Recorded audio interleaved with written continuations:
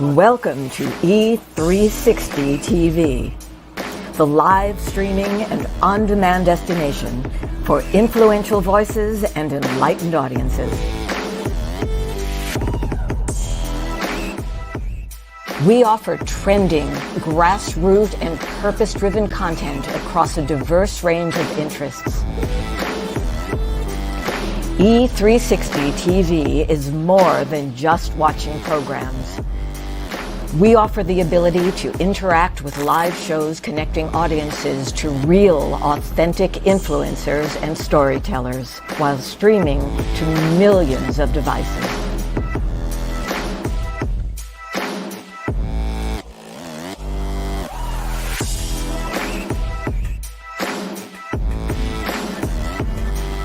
Real experiences. Raw conversation.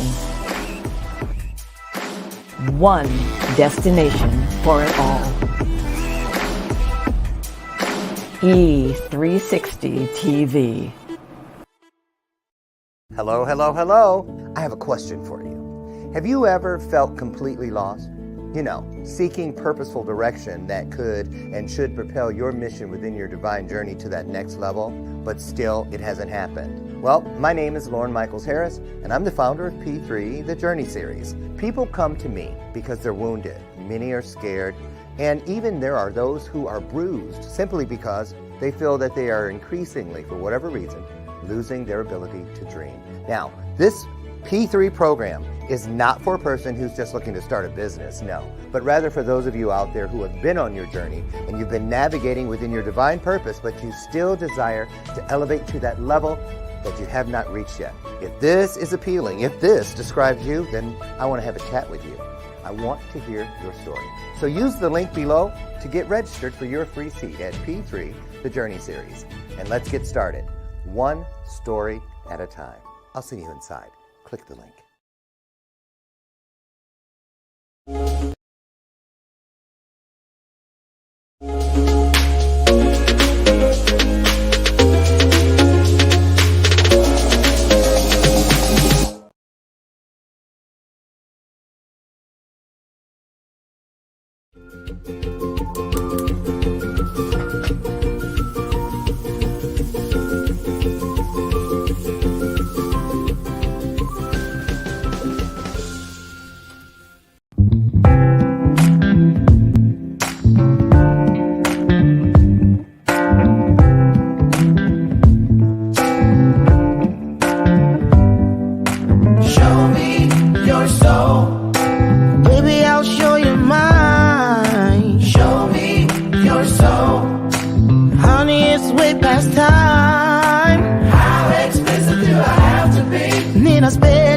Before you get it, baby, show me your soul.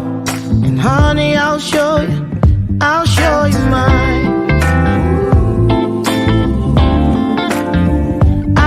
you mine.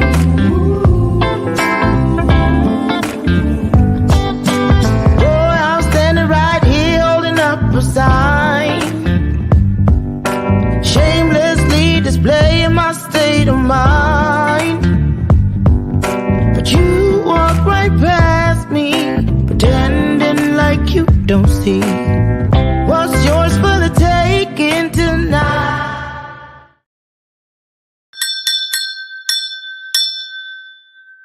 Boy, I like that little ditty. It has a ring to it. Anyway, welcome. I'm so excited. Welcome to today's installment. It's Tuesday, y'all, the 14th of November. Ooh. A week from Thursday is Thanksgiving here in the States. And I love it because I get to cook. And I am sneaking in some vegan. I showed you yesterday some vegan additions to the menu on my family this year. So mum's the word. I'll tell you how that goes over. Welcome again to today's installment. Like I said at Bathrobe Moments, I'm your host, Dr. Lauren. And before we get started, I have a great guest for you today.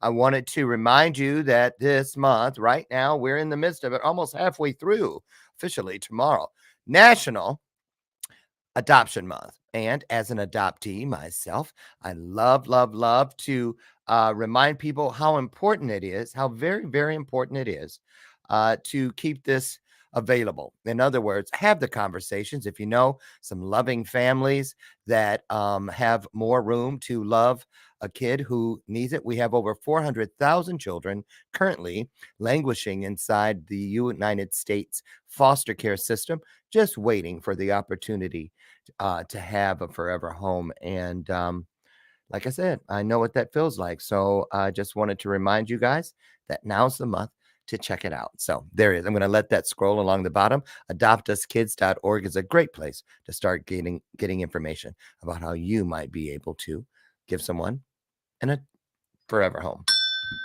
Okay. One other thing. Yesterday, I was all by myself, solo, and we were talking about this, raising my temple. And today I wanted to kind of segue it into my guest today. Because if you go on LinkedIn and you type in the search, people who talk about leadership, you'll get thousands of pages. Seriously. And you're like, how come so many people work in that space? Well, because they're leaders. But this is a different world post-COVID, and so much going on.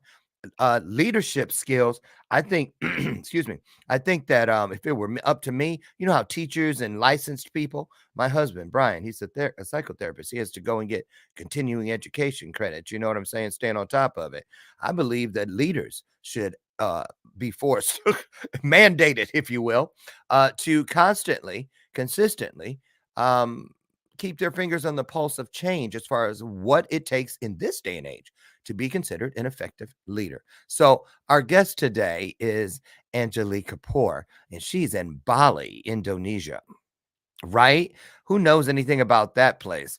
I'm going to get her in here, but just so we can all officially, just for a little bit, really, truly go, how nice for you, because she's in this beautiful place. I was raking leaves this weekend, right? Not many, because I paid the kids next door to do it. But anyway, no, really, because we're going to tie it in to why she is where she's at, how she got there, and what the importance of it is. Take a look at this plate.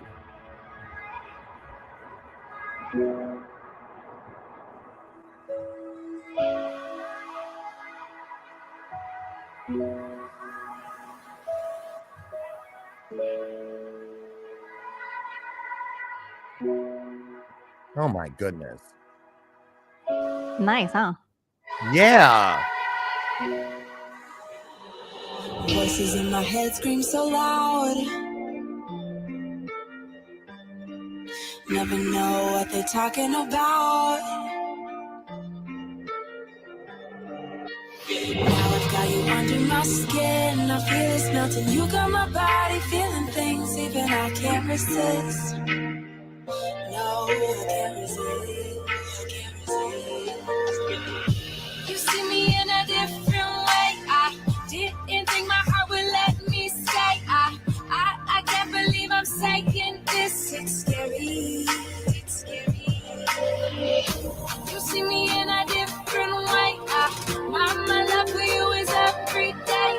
Count my blessings and I sing your praise. You're my everything. Wow. All right. Wow. I'm glad we started with it. Hey, Hello. how are you, Angilie? Say hello to everybody. Tell them, give them the perfect pronunciation of your name. Yes, you did. I did. You did. Angilie Angilie. Kapoor. Yes. Right. Correct. Right. So, Angilie, you're in Bali. I am. How much of what we saw is the truth? I mean, did Oh, you yeah. recognize? All of it. Yeah, all of it. It's beautiful here, and many of those places I have been to. So yes. Okay. That video is very accurate. Great. I knew it would be. I mean, everything out there about Bali is just so intriguing. So I wanted to, first things first, I usually do this. I dip out for about, 30 to 45 seconds and let you just start your own vibe with everybody. And then I'm going to come back in and we're going to talk about how and why you and your husband landed in Bali, because you move around. Yes. And you work with leaders, and I just find that you walk the walk.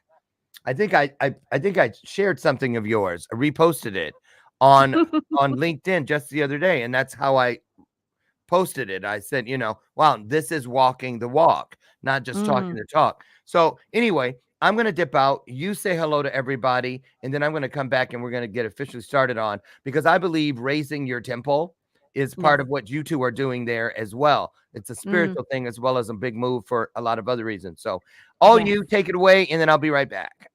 Sounds good. Thank you so much. Of course. Good morning, everybody. So, yes, my name is Angilie Kapoor, and I'm so excited to be here. I hope you're excited to be here too. But so, just a little bit about me. I am, as Dr. Lauren said, I am a leadership coach. I actually started in the healthcare industry. So, I have a background of over 20 years in the healthcare industry.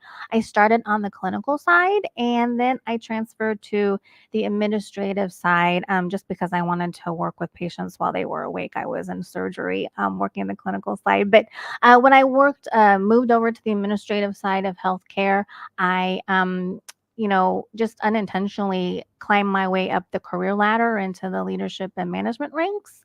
And I did that for several years. And one day I kind of looked up and I decided to pivot. I decided to follow my passion and listen to my intuition and my calling, and got into leadership coaching. And I've been doing that ever since. And it's been an amazing adventure that I can't wait to tell you more about. So, yeah, that's a bit about me. Wow. Okay. Oh, there. I was finding this. Okay, watch on my phone. So let me just say hello to you guys in there. Hello. Um, hello. Okay, there. So, okay, let's get started. Are all leaders, I'm just gonna get right to it. Are all leaders created equal? No, they are not. What? And I'm going to preface that with saying that I believe, and I've actually found in my experience, that everybody, so you, everybody is a leader. You have a phenomenal inner leader within you that you just need to realize is there, and then start to unleash it and really start working towards fulfilling your potential and your purpose and living an amazing life. But I'm an introvert. Surely You know you what? don't mean me. Well, it's funny because I'm an introvert too, even though I don't seem like it. Are y'all thinking what I'm thinking? I'm kidding. Go ahead. Like you, how can you be an introvert?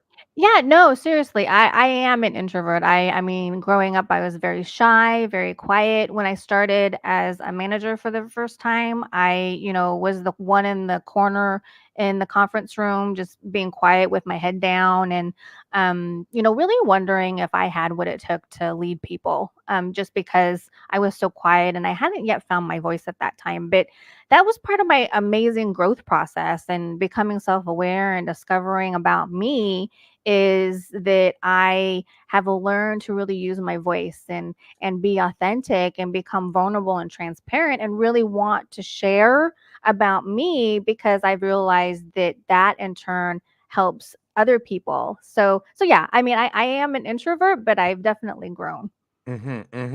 So many questions about this, and I'm gonna get my tried and true go-to questions out of the way first, because I'm always interested in different opinions on this one.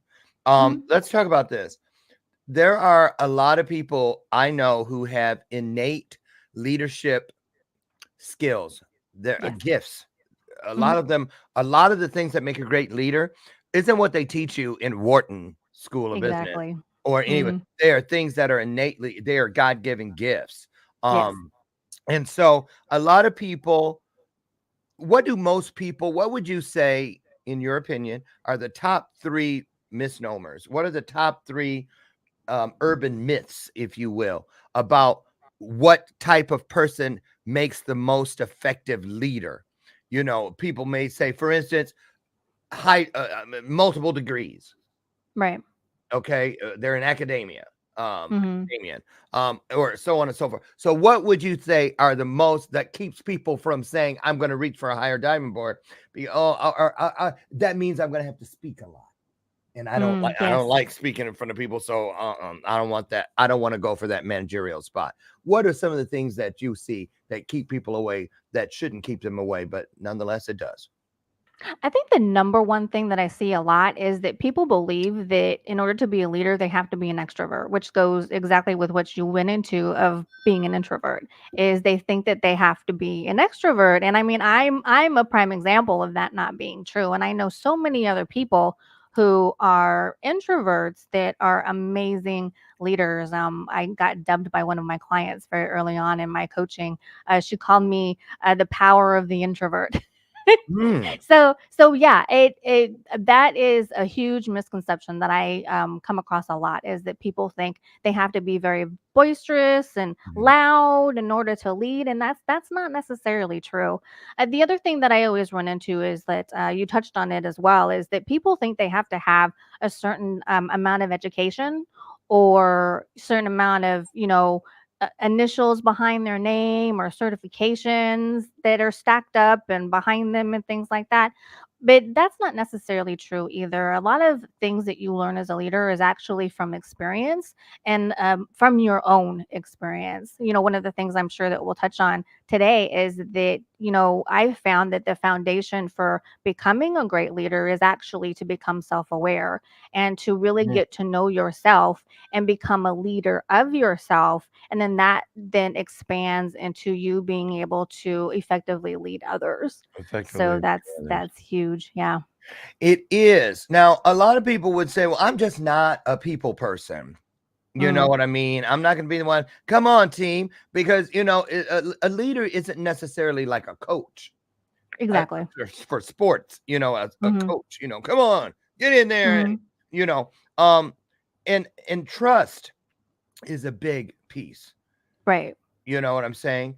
Right. Because I know a lot. I was this morning, I was thinking about this interview and I was like, I would think I'm going to ask about this. Like when I say to myself, what bosses did I hate working for? Hmm. And I always, and they stand out from when I was 16 years old, my Oh first yeah. job, Hmm. and it was always now, and I have to tell you, I never liked the person who didn't see me. They just Yes. saw the uniform, because it was at Hmm. McDonald's. I didn't even I didn't work long enough at that first job to get my break meal. When I said, well, I quit, right? They were like, I said, so do I still get my meal? They were like, no, you got to work 4 hours to get that meal. You work too. Bye. So anyway, and what it was is I asked a question. Every time I asked a question about something that didn't make sense to me, well, that's dumb. Why would you do it in that order to this leader? Why wouldn't I do that first? Because then if I mop and this place is full, they're all going to eat and leave. Why don't I wait until this rush is cleared out? Then I can Hmm. mop and it'll stay there. I said, and I was like, you know what? Right. Because I'll never forget. I felt she didn't want to see the merit in what I was saying because it wasn't her idea. Mm-hmm. And I quit. So let's talk about that. Um, the kind of leader where people do what you want them to do because you told them to, and Mm-hmm. they have no choice, or people that do what you need them to do because they want. When one wins, we all win. Right. Always Right. together, Exactly. never alone. However you want to put it. So talk about Hmm. the difference between those leadership. We hear this a lot, Angilie. Leadership styles. Well, Yes. my leadership style. How many are there? Well, I mean, it depends on how the perspective that you look at it. Because there is, I call it the academic list of leadership styles, where depending on who you look at, there can be 4 leadership styles or there can be 7 leadership styles. So it just depends on who you're looking at to guide you in terms of leadership style. I actually look at it as kind of what you're saying is, the dictator and authoritarian type of leadership style is really old school. That's, back from a couple of decades ago. And, again, where leaders are expected that their people jump and say how high whenever they tell them. But then, we have really evolved in leadership in terms of really recognizing that leadership is foundationally about the human experience. And you touched on Mm, that when you were talking about when you were working at McDonald's, is that people no longer are, you know, reacting to being told what to do and then doing it. They are now wanting to, be considered as a person instead of a number or a uniform. They're really wanting to be seen for who they truly are instead of who, their manager or boss is telling them who they should be. And that also is what's happening to leaders as well is, there used to be kind of this mold. I remember when I was going through my management and leadership journey, I was really being molded to be exactly like my boss. And, I discovered that, my boss and I weren't the same personalities. We didn't have the same, styles of doing things. So right. that really didn't work for me. And so when I started to really go on to my own path and my own journey of figuring out, okay, what kind of leader do I want to be and what is the best way for me to lead my team? That started to ruffle some people's feathers because I was going outside of the mold. And, now today, it's really about being authentic and being your true self and recognizing who you truly are as a leader. And then in turn, recognizing your staff for who they are and not putting them, trying to fit them into different molds. So it's really about authentic, conscious leadership, is what I call it. Mm, that's perfect. Because that fits that's a great segue into what I was just writing down. So many, I love this topic because even though we think we've heard everything about it, when you really get into the conversation in real time, Hmm. you find out that it's still interesting. And I'm just saying, because I got some questions. I want to ask you this. Um, Yes. so, because I also think too, a lot of people, even people like me who are solopreneurs, yeah, Hmm. I have a few VAs and I have, a digital team. I have videographers. I have all these outsourcing, joint ventures and things like this that I do to Hmm. make everything in my world move Hmm. consistently. But I still have to have that leader mindset, Yes. and I think so even in my marriage. Yes. There's some places where I take the back seat, and there's other Hmm. places where I must be the leader in my Hmm. community, in my Yeah. church, Yes. in my family, extended family, Hmm. matriarchs, patriarchs. And I think it all ties in. So it's not just about being a great leader wherever you make your income. It's Right. also about being a great leader wherever you find yourself. So what do you say Yes. about that?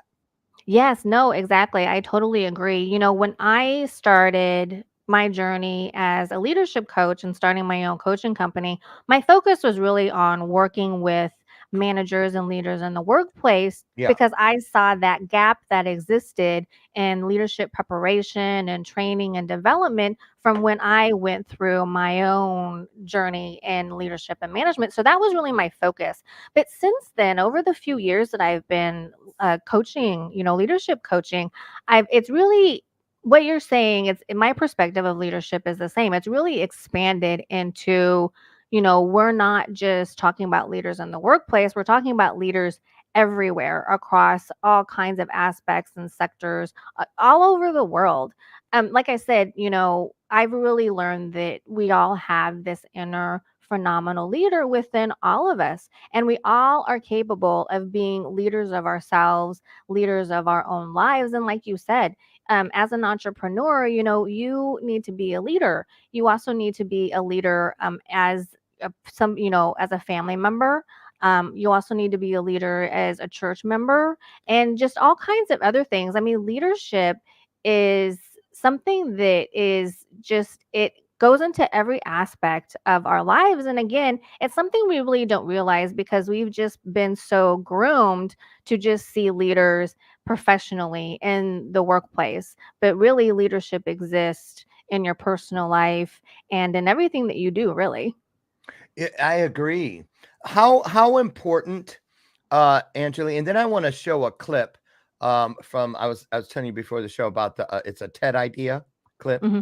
about what makes a truly good leader. And so, but Yes. before we go there, let me ask you this, because I don't know, I didn't preview it, so I don't know what they're going to say. Um, how important is organizational skills and discipline with oneself? And it seems to me that that would be like one of the foundations of Mhm. a good leader, is that they have to be, because, you know, even when you don't feel like getting up, when you don't feel like staying up, while everybody else is asleep, but you know it's got to be done. You know, Christmas Eve, you should be at home putting together the toys, but you still got to figure out this thing that needs to be figured out because, you know, tomorrow's still coming. Right. It takes a lot of discipline. And so talk about that before we go into the clip. Organizational skills, discipline, but then also if you could throw in a little bit about the difference between a leader and a boss, because I hate that Mm. word. You know, some people overuse it. Yeah, that's my boss. Yeah, boss. Hey, boss. You know, and then, you know, she's so bossy. It has a lot of Mhm. negativity attached to it. So, Mhm. I mean, am I talk about that too? So just run with that whole thing, and then we'll watch the clip. Yeah, yeah, definitely. So Organizational discipline and then bossiness or yes, boss. yes. Okay. So organization discipline is important in being a leader. And again, leader in the workplace, leader in your personal life. And that's really going to come down to your mindset. And I know that we'll probably talk about that later, but Mhm. in regards to your mindset, it's really about the power of the mind, and the mind is so powerful. I know before I figured out what mindset really was, I had no idea how powerful my mind was. That it, actually at the time when I figured out my mindset, it was actually working against me instead of for me. And I How know that so? for a majority, yeah, I think, for a majority of people, that's the case. We just aren't even aware of it and realize it, that we're pretty much on running on autopilot. But, the organization and the discipline really comes into play with your mindset. And when you cultivate and maintain a strong, healthy mindset How to was where, yours working against you though? I'm so interested. what yeah, yeah. So I actually was I think I was in my first or second year of becoming a new manager. Mhm. And being a new manager, you're overwhelmed. You are struggling with trying to manage different personalities. You have so many projects on your plate and things like that. And what I call a Pandora's box really opens when you get into a position of authority where there's negativity, there's anxiety, there's imposter syndrome, just all these internal struggles that you didn't even realize that you really had until you get into this position of authority, where it's no longer you look worried about and concerned only about you, but now you are responsible and concerned about a whole bunch of different people and a whole Yeah. bunch of different things. Yeah, so when I really started to find myself being overwhelmed and stressed out, and I was really on the verge of burnout, and I really said, okay, how do I get a handle of what's going on with me? Because I knew it was stuff internally, and I could see that what was happening internally for me was what was causing my external challenges. So I really dove into figuring out what mindset was and how I could actually harness the power of my own mind to start working for me instead of against me. I realized, again, being overwhelmed, I kept on being stressed out. And there's the mind body connection where if, you're not healthy in your mind, it's going to affect your physical, emotional, mental, and energetic health and things like that. And really realizing that I could be intentional and control what happened to me in my day, and also how I reacted to things that happened to me. So yeah, that's where I figured that out. And I'm sure we'll go into that more. But to answer your question about the difference between a leader and a boss. So, one of the big things that I actually do with my coaching clients is help them realize that just because you get into a position of authority, like a manager or a director and above, that does not automatically make you a leader. Leadership is a journey. It is not a destination. It's not a job title. It's not a corner office. It really takes a journey of, again, being aware of yourself, being conscious of yourself and what's going on around you, and then being able to, once you know how to lead yourself, lead others effectively as well. So to me, A boss is somebody who, they can manage the operational stuff really well, but they're not necessarily a leader. And a leader is somebody who has gained the respect and the Mm, influence of the people that they work with, and they are really looking out to serve others. They really have a servant mentality, and are really looking to serve their staff and their teams and their organization. I agree. I agree. Would you say that effective leadership can be, is it a job or is it a calling?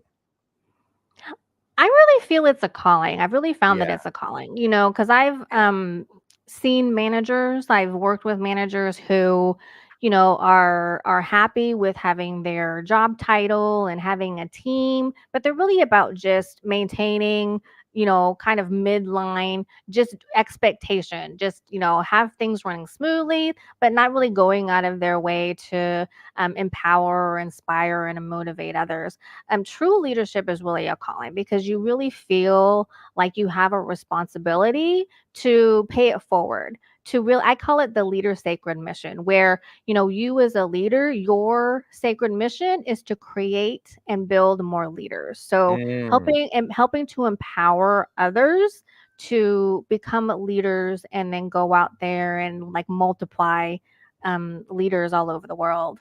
absolutely. One of the things I found in your work that I really thought stood out from other people, not to take anything from other leadership experts. I have a couple of coaching clients who are in that space. But everybody has a different vibe. They have a different Yes. journey, like you said.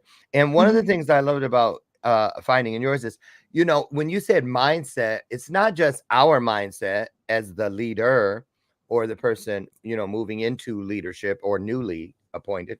Um, Hmm. but also learning how to understand the mindsets of the people you are leading. Yes. You know what I'm saying? Not just your Mhm. own, because you got to understand, there someone was there before you, or they were someplace else. Right. And you gotta let's take a look at the clip, and then I want you to come in and respond to the clip, but also talk about the types of different people and why, because you can't take things, well, you shouldn't, for thank you for agreements, things personally. And a Right. lot of us, when we move into leadership, I know my biggest thing is I want everybody to like me. Mm. And sometimes, that can be an arduous thing when Right. you need to, because I know me too. I used to be angry black man, where I got all my cues growing up because I didn't have, parents that taught me how to be nice to people. Mhm. I was learning how to survive. And so I took my cues from Victor Newman off of Young and the Restless, Alexis Mm. Colby Carrington from Dynasty. I'll fire you all and replace you with a board that'll do what I want. Right. You know what I mean? Right. And I take names and care about it later. But Mhm. but I learned later that that doesn't really work in real life. Not the way Exactly. it does on television. Let's take a look. Let's take a look at this this little, I think it's like 2 minutes long. What Okay. makes a truly good leader, and see what you have to say, or what we have to say, including you guys. Remembered as is as a leader, a mentor, and an outstanding fighter pilot. My job as a commander is to support the people and to make sure they understand the importance of what they do. If I enable the people, they will take care of the mission. We have a lot of similarities with corporate businesses, but the fact is, you're making a commitment that you will serve your country for a period of time. Carry on, take your seats, please. In the military, everyone's familiar with our rank structure and our chain of command. I really look at it differently. I really see the commander and the command staff at the bottom of the organizational chart because we are the foundation, we are the support. I truly see diversity as a competitive advantage. What we really want to get after is that diversity of thought.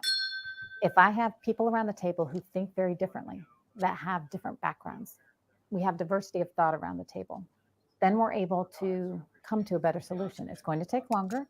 There will be vastly different opinions, but we will get to a better solution in the end.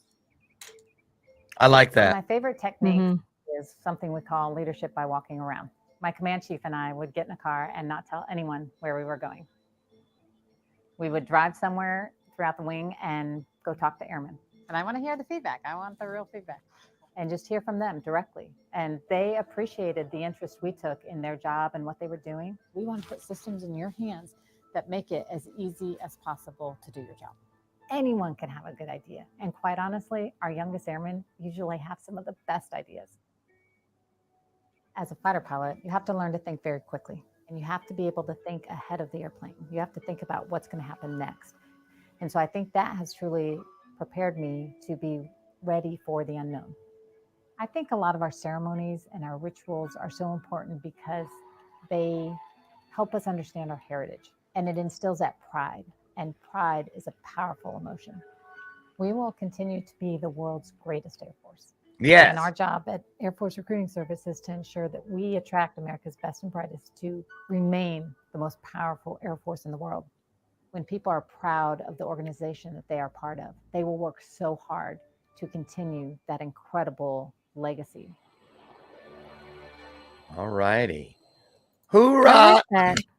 Yeah, I that was know. awesome. You know, I was in the Air Force, so I had to choose an Air Force piece. That was another one. Well, there you go. Yes. Oh, I want to go right to it. I saw you making some notes, so I know you got some stuff out of it. You go with your list, but I'm just throwing out the thing that's the takeaway for me from that was just huge. Diversity of thought. Yes. Love I it. wrote that down too. Yeah. Tell me what stood out to you about that piece.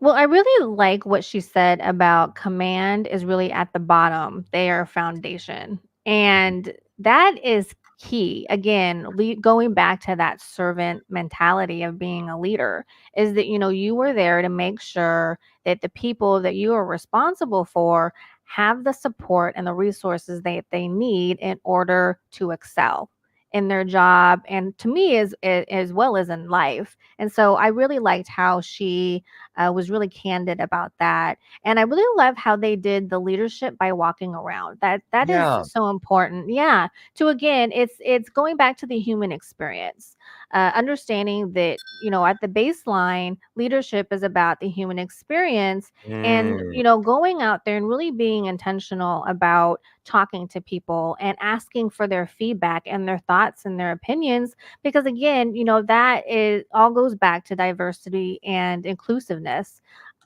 So yeah, I love that. That was great. Yeah, it really was. Let's pivot just a bit if we could. And I wanted to ask you, I love this question. How do you feel management styles have had to change or pivot in order to fit in with the mindset of post-COVID? A lot, it's totally different with a lot of people not going into offices, working remote. You're on meetings and people don't open their cameras. You could feel like you're making a presentation. You don't know if they're watching or paying attention.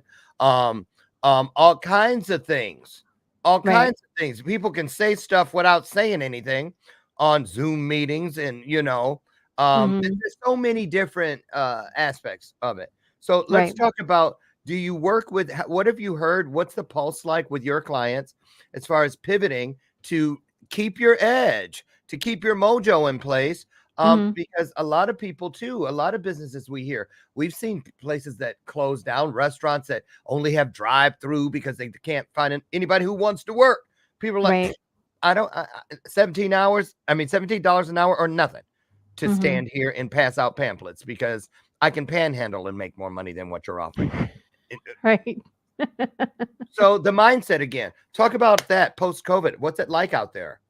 Yeah, so actually right after the pandemic, I was getting a lot of feedback from my clients that things were really tough in terms of managing and leading. And I actually went back into the field and became a workplace manager again for a few months, just so I could get that feeling and experience of what they were going through, because I was just getting it through hearsay. And I was really like, okay, I need to put my pulse on what's going on so I can be able to better guide them and support them in what they need. And so I went back for a few months. I went back for a company and I was a manager manager of an urgent care / low level ER center.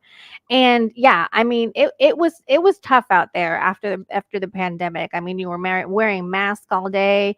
People, would get sick with COVID, and then you had to go through this whole protocol process, and the supply chain was all messed up. We were lacking some really critical supplies, and we had to use these substitutions, which weren't ideal at the time. And again, like you pointed out, people really needed higher pay.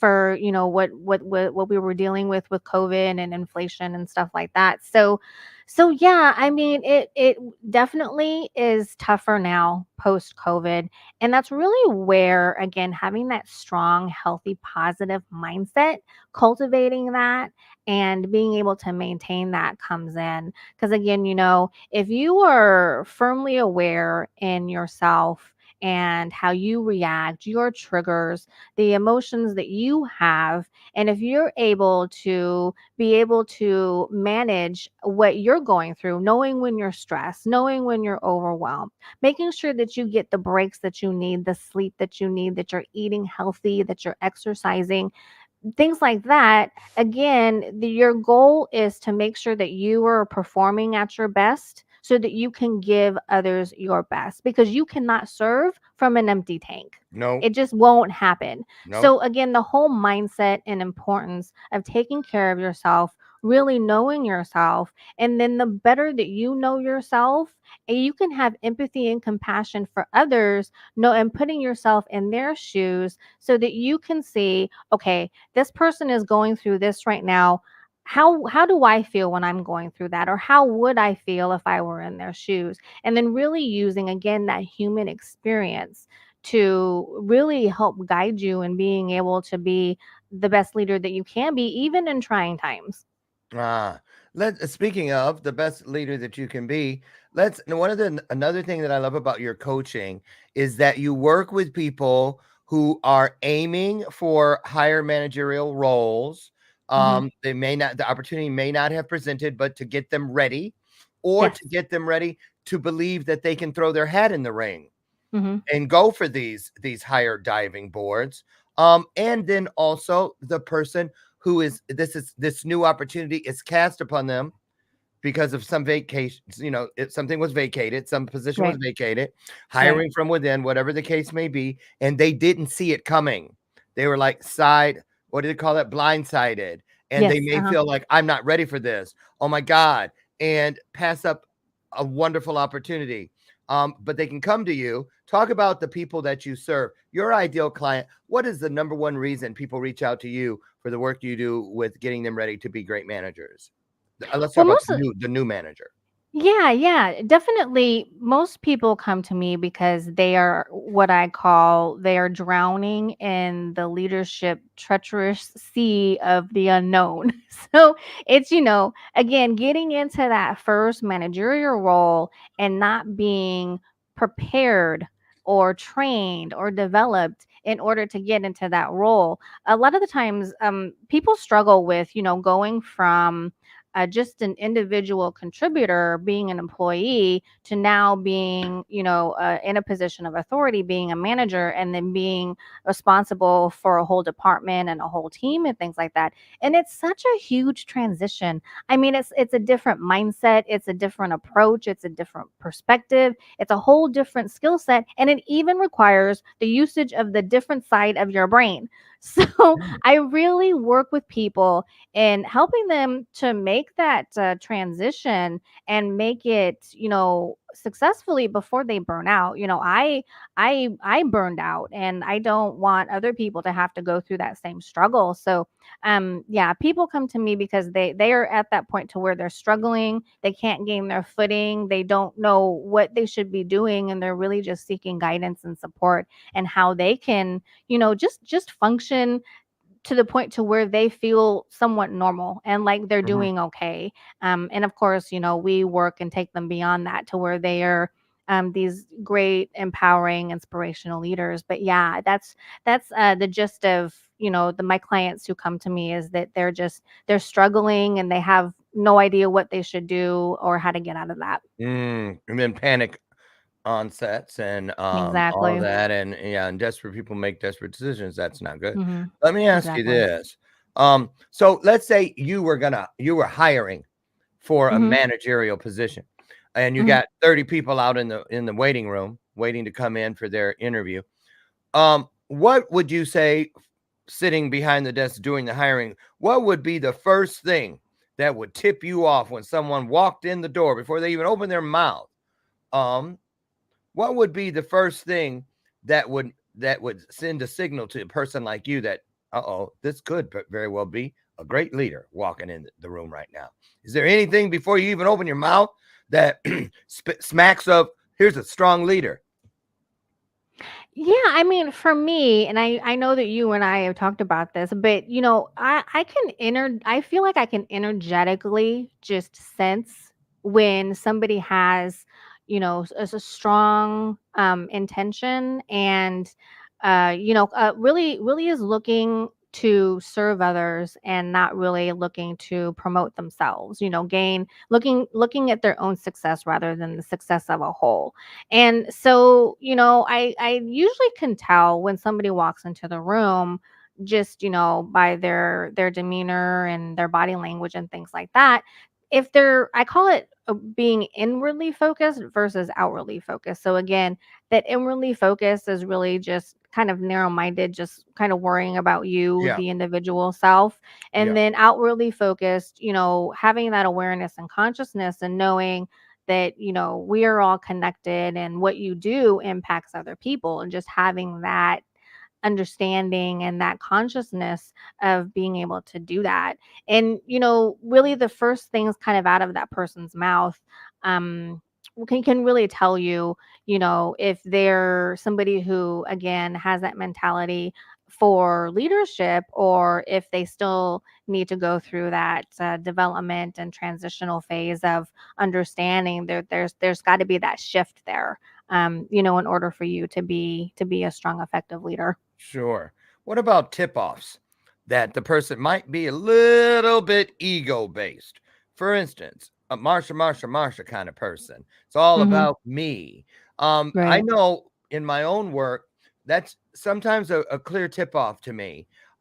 If in the very first pass, the first getting to know you stage, the dating, if you will, Hmm. I hear a lot about I, me, my, Yes. and not we, us, our.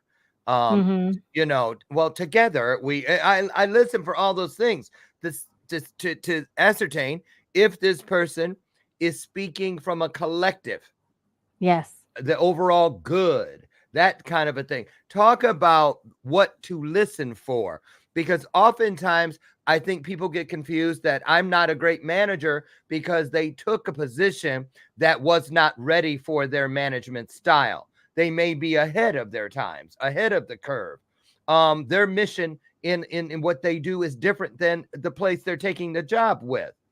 It's Hmm. not about people. It's about bottom line. It's about productivity reports and blah, blah, blah. So talk Right. about how do we ascertain what is a good fit for our management style and the people Hmm. we would be managing? How do you help people with that, Angilie? I do. And I think, a great visual of looking at what it would be like is that video that we saw on the Air Force commander. Hmm. We could tell looking at that when she opened her mouth that she was about the collective, that she had a servant mentality, because like you're saying, she kept talking about the we. And I don't think she ever said an I in there at Right. all. She didn't come out and say, I have all of these medals, and I'm at this rank, and I myself have accomplished all these things. She completely segued all through all that and really started talking about how she is concerned about serving and supporting the airmen that she has in her unit. And so, that's exactly what you want to look for if you are interviewing for a managerial position. And and that's the type of manager that you want, somebody who is really leading to empower, inspire others, instead of, if you're just looking for a manager, well, then you just need to look for hard skills that, they can, or they have good organization, detail oriented, things like that. But if you're looking for a true leader, then you really want to look for the person that, again, has that outwardly focused approach versus the inwardly. And like we're saying, looking at the we instead of the I. I get it. I get it. So, you have a book. I do. Yes, I Talk do. I about have that if you two could. actually. Oh, well, here, take the screen for a minute and take us through the books. Oh, you. Yeah, so the first book I wrote, I want to say a couple years ago, and was both of my books are on mindset, which is kind of ironic because I talk about mindset all the time. But my first book was really it was kind of a tester for me. I had always had this dream about becoming an author and publishing my own book one day, and being really big on mindset at the time, I decided to write a book that was just generally about mindset, just like an introduction on mindset.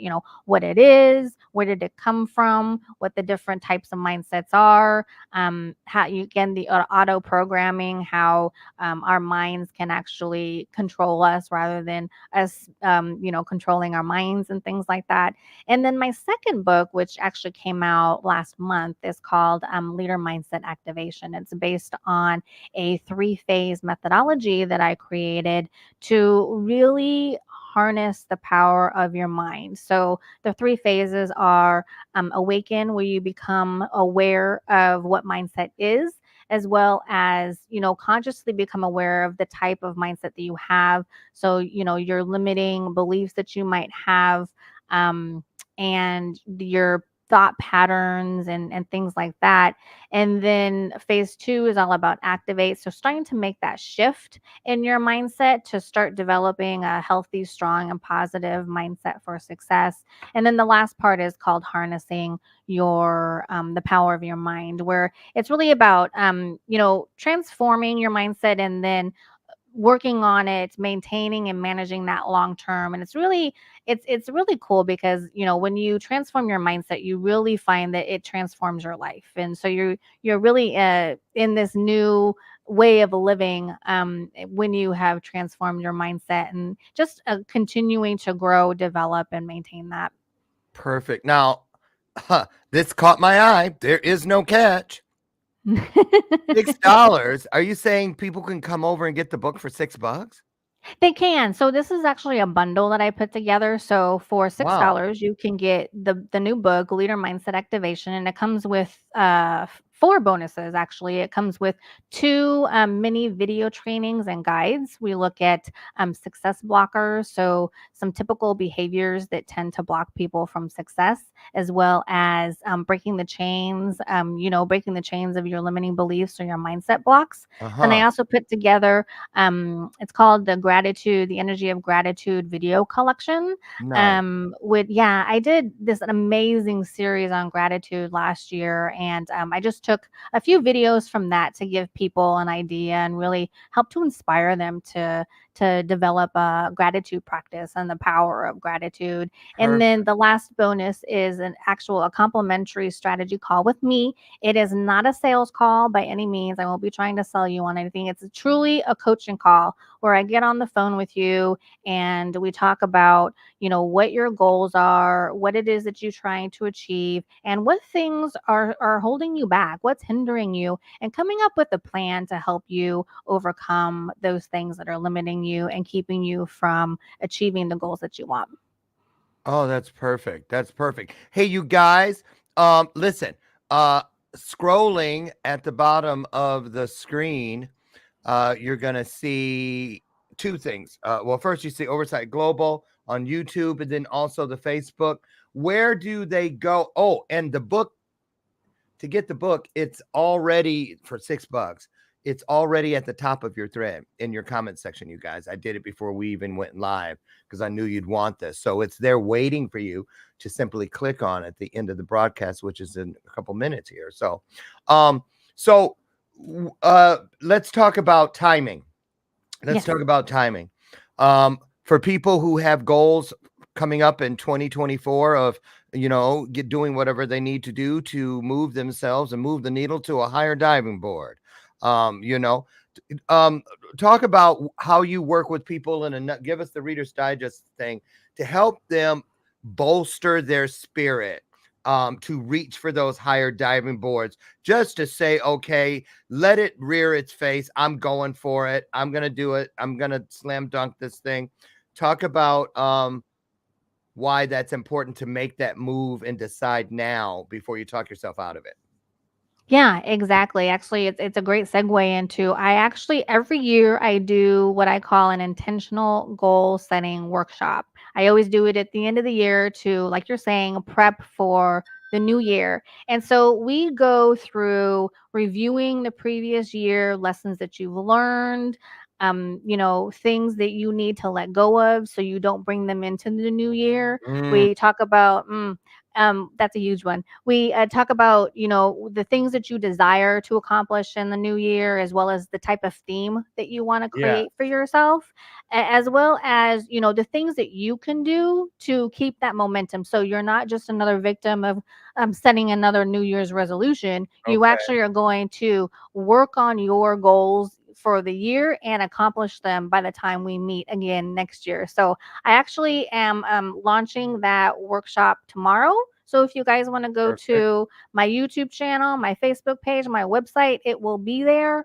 And it is a work along. So I am doing my goals while you Okay. doing yours, and we do them together. And I walk you through the whole thing.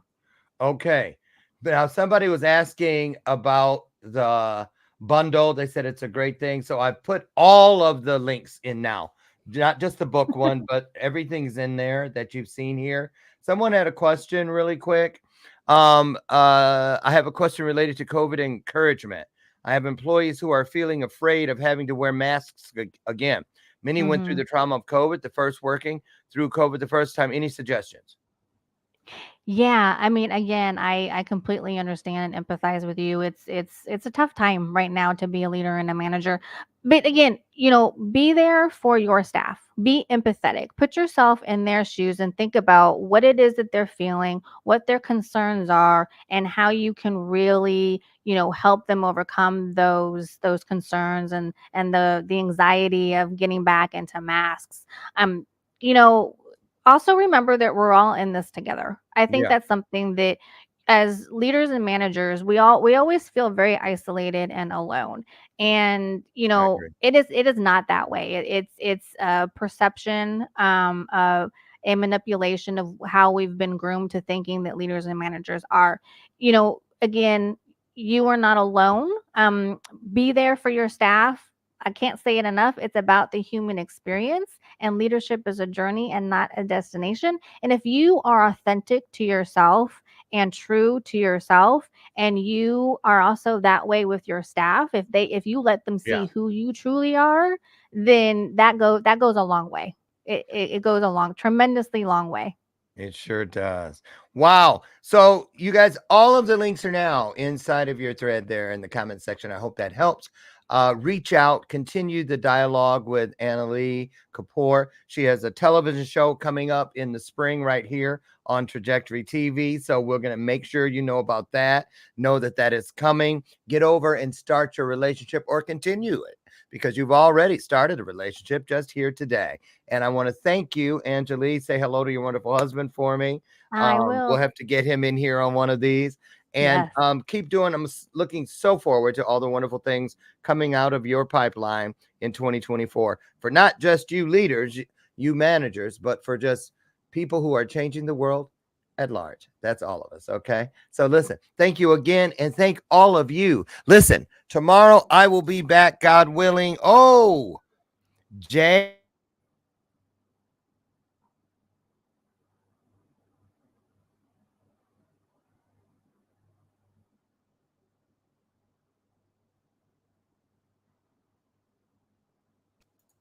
Yeah, there we go.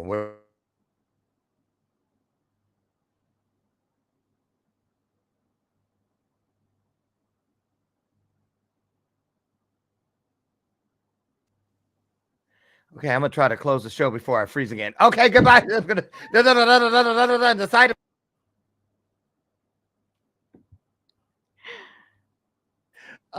Anyway, listen, get out of here. Have a great day. I love you. I'll see you tomorrow. I tell you that every day. I love you, and there's not a damn thing you can do about it. Have your best day ever. Find a little piece of your higher self. You'll be glad you did. Bye, Angilie. Have a great day, everybody. Great job. Bye-bye. Bye-bye.